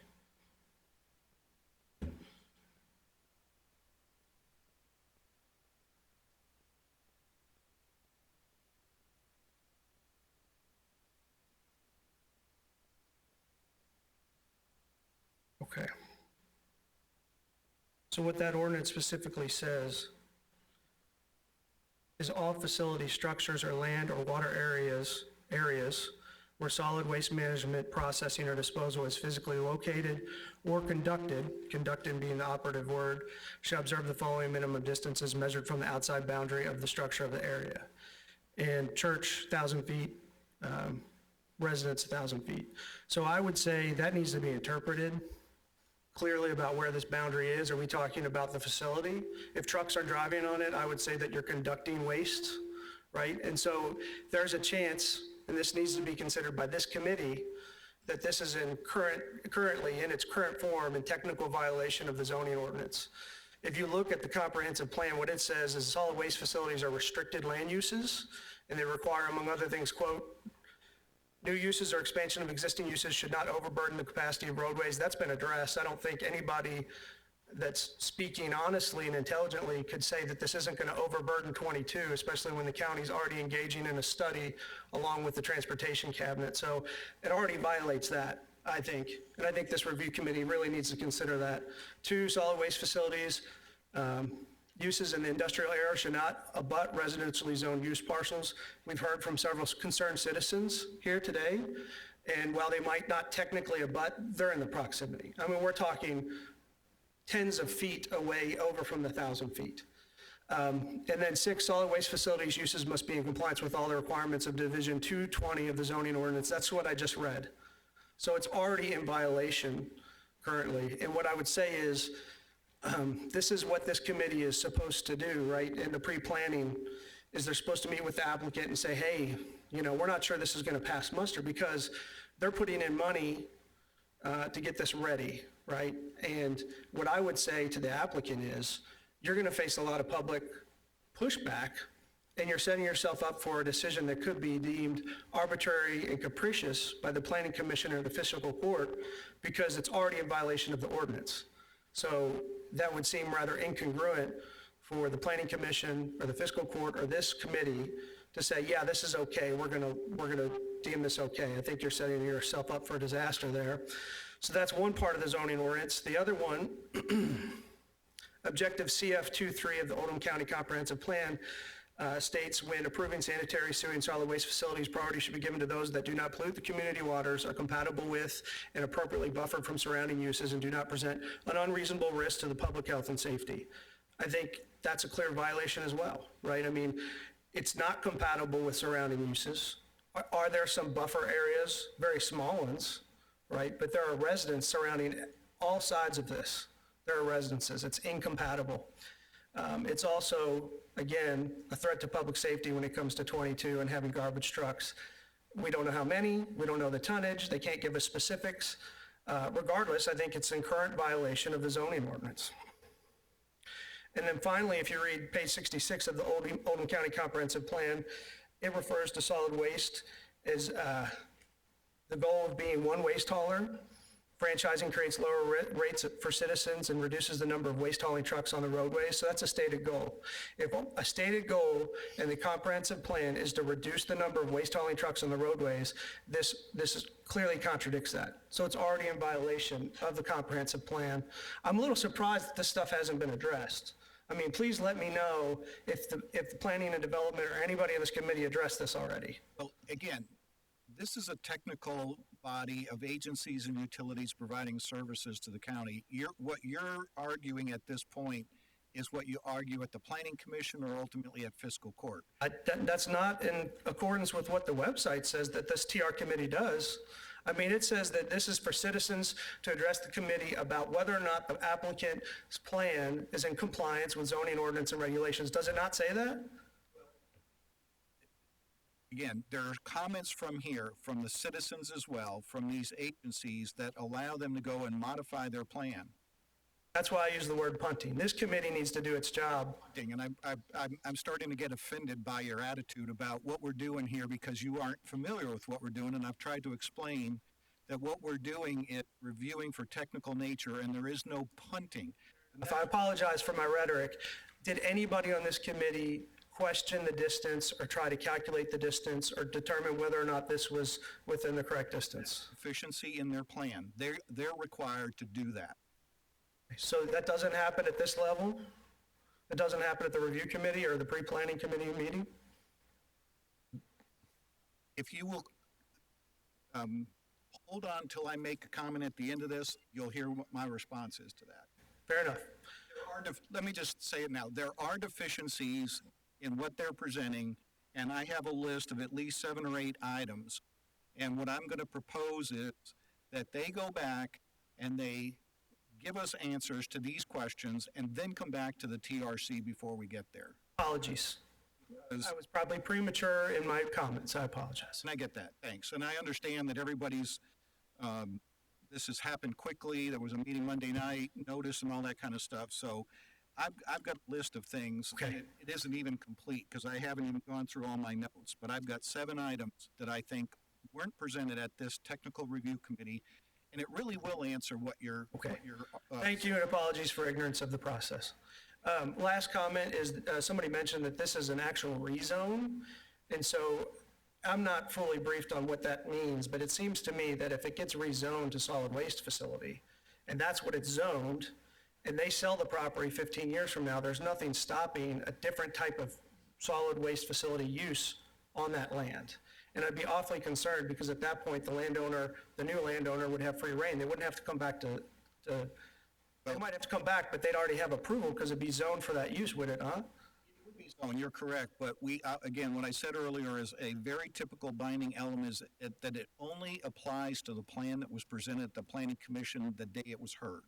So if there are any changes, expansion, revisions, they all got to go back to the Planning Commission for a public hearing. Thank you.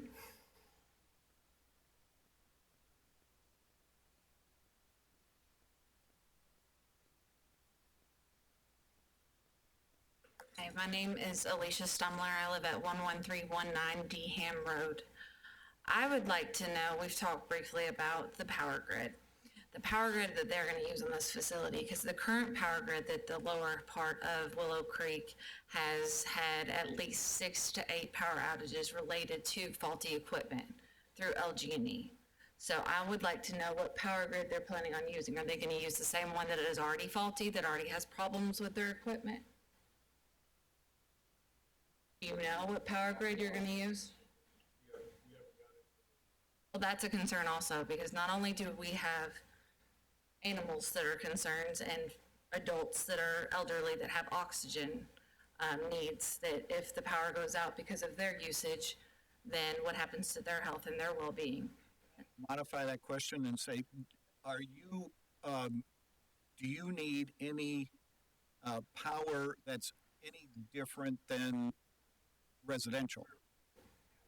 You can, so it's not related to the power grid, simply maybe the usage. The usage. Yeah. Are you using just I mean, is there anything that draws? We're not going to be using a lot of power. I mean, we're going to have small pumps, the air filtration system, the motor in that, the scales, the electric lights, which will be LED, the outside lights will be LED. So we're not going to be a big demand on the grid. Not a manufacturing plant that requires No, power sir. to.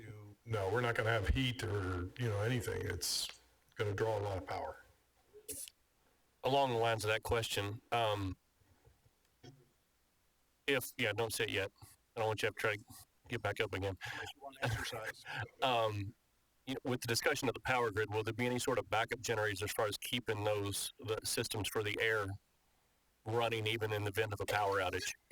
Any backup generators, anything of that sort?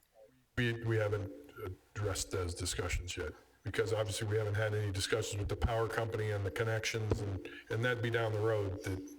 It's kind of premature to even talk about it.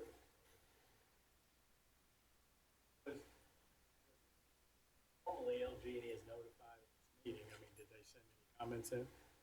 They haven't. We haven't. I received no comments from them. But they were notified, and I know they don't normally come, but they were notified of the meeting, right? Yes, they were. And from what I know, why they don't typically come is because they put power wherever it's needed. But I understand your question, is it going to strain the existing system in any way? And I'm not an electrician, and I don't want to speak for LG&E. Right. I don't think that if they're not operating any equipment that is, going to require. They have a filtration system. How are they going to keep their filtration system going? That's going to require more than your average light bulb.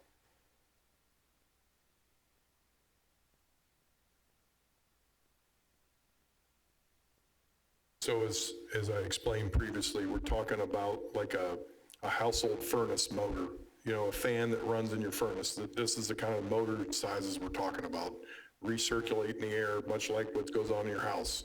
So we're not talking, 500 horsepower motors here. We're talking about, basic air mover motors. That's going to be probably the biggest power demand we have in our facility. This is the biggest motor is going to be on the Caterpillar wheel loader that's pushing the waste, and that's not going to need the electricity at all. It's going to be, diesel combustion. With that question, then my next question is about the amount of time that your trucks will be sitting there idling, the amount of equipment that you have that will be using diesel fuel sitting there idling for hours on end to just go basically into our backyard. My son has a vocal cord dysfunction that is triggered by not being able to breathe and inhale because of diesel fuel. I know this because my neighbor was a diesel truck driver and would let his truck run. My son could not go in the backyard. He could not sit in the living room without going into a total inability to breathe moment where he had to be taken to the ER. So how long will your trucks idle? How long will your emissions go on to where it is in my backyard where my children cannot even use the yard? I have 5 children and they can't use the yard because of your trucking and your diesel. How long will it run? Will it run all 12 hours? Let him answer the question, please.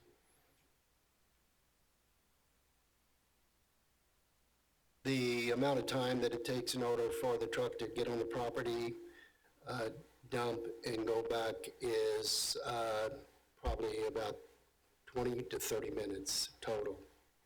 It's fairly quick. We, as a company, have a commitment that we are purchasing CNG, compressed natural gas units. Right now, we have 25 compressed natural gas units. A lot of them are, some of them that will be going to the transfer station. And our commitment to purchase and do renewable energy with our CNG trucks is a policy of the company. So a portion of the number of trucks that will be coming into the facility will be CNG.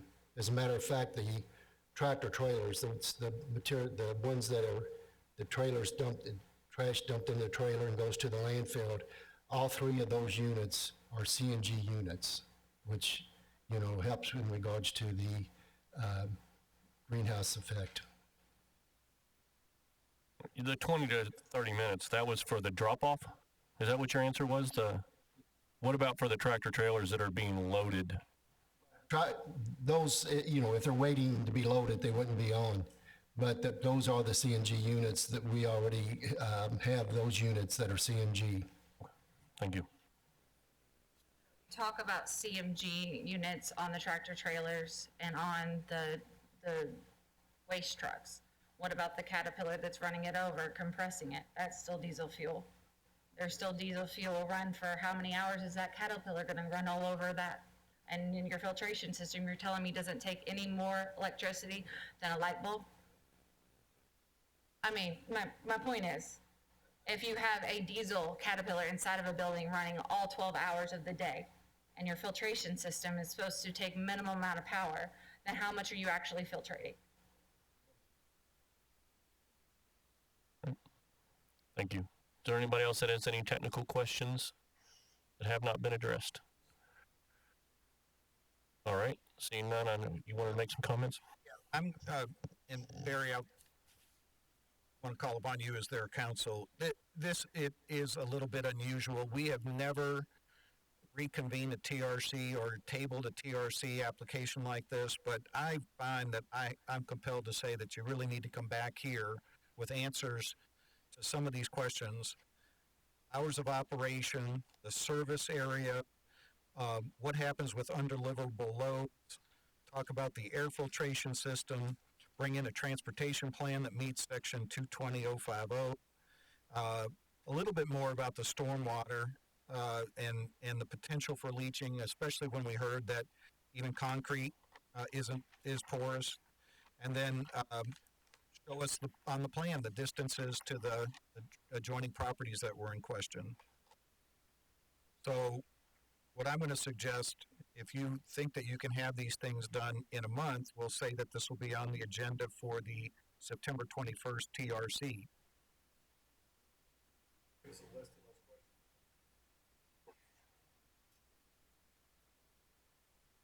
I mean, some of them are, again, hours of operation. I think it is in the best interest of everyone to understand, is it 5 o'clock, is it 6 o'clock? I mean, I'm with these people. If they don't have that answer and you haven't figured that out, then there's no point in moving on to the Planning Commission. Service area, I'm sure that you can give us a map that shows something better than, we might be here and there.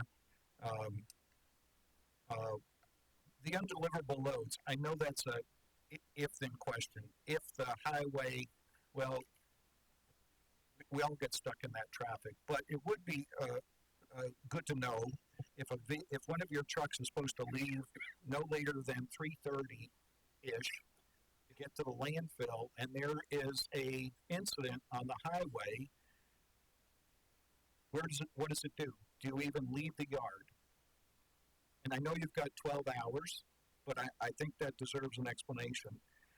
The air filtration system, I don't know how much more detail, but if you have a facility that already has one in it, let's talk about it and show it to us. Stormwater was the transportation plan. It's clear in section 250050. You have to show what routes you're using on the roads to get to the facility. What happens if a vehicle is leaving and actually going to Valley View instead of Clark County, if that's even going to happen. And then, making sure that on the plan there's clear understanding of what the distances are to the list that's in here for residential's, church property, public park property, institutional structure, or industrial structures. And be real clear. Again, all of those things are technical in nature, and I believe it's in the best interest of everyone that we come back here next month. Yeah, so and just in closing, if you all received notice of today's meeting, being the adjoining property owner or anything like that, you will be notified of any further meetings. They will also be on our website. So if you've been notified, you will be notified of any notice of any further meetings regarding this. So whether, they choose to come back to TRC next month or the Planning Commission. So TRC is September 21st is the next one of those, and the next Planning Commission meeting that they could potentially go to, even though it sounds like we're not, would be September 27th. The TRC is always at 1 o'clock. The Planning Commission meetings begin at 9 a.m. So just so you're aware. So if nobody has anything else, we will adjourn this meeting at 3:08. Thank you.